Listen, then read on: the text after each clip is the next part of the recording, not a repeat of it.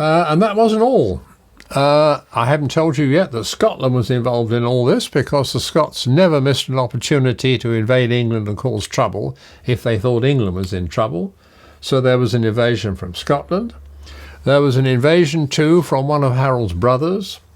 There were a family of 6 sons. Sweyn had died. Harold was all right the next. One of his younger brothers was called Tostig.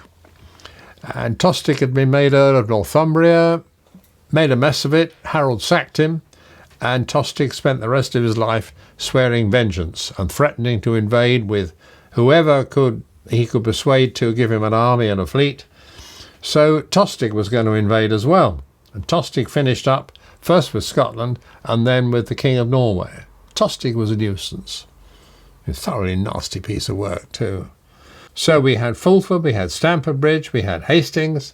At the end of it all, Tostig was dead. He died at Stamford Bridge. Harold Hardrada was dead. He died at Stamford Bridge. The man who fired that arrow must have, or would have, congratulated himself for the rest of his life had he lived. He took a pot shot at Harold Hardrada, 6'6", and struck him in the throat. And Hardrada died. I've no doubt that the Vikings went berserk for revenge afterwards, and that archer couldn't have lived to enjoy his success for very long. Even William, you would think, having won the battle, everything would have been all right. No, William got dysentery. You can imagine what camp life was like. No hygiene at all. William was laid out for 4 or 5 weeks with dysentery. So he could have gone too. Imagine the vacuum then. And even that was not the end, because at last he got himself crowned on Christmas Day of 1066. And everybody who was anybody, those who were left, was in Westminster Abbey, Edward the Confessor's brand new Westminster Abbey.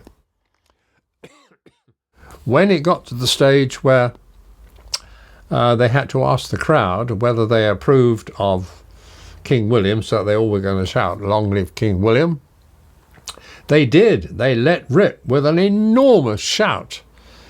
And the crowd outside heard it.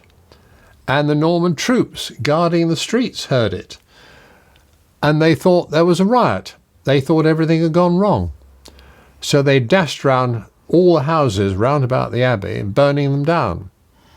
They could have been within an inch of burning down the abbey itself.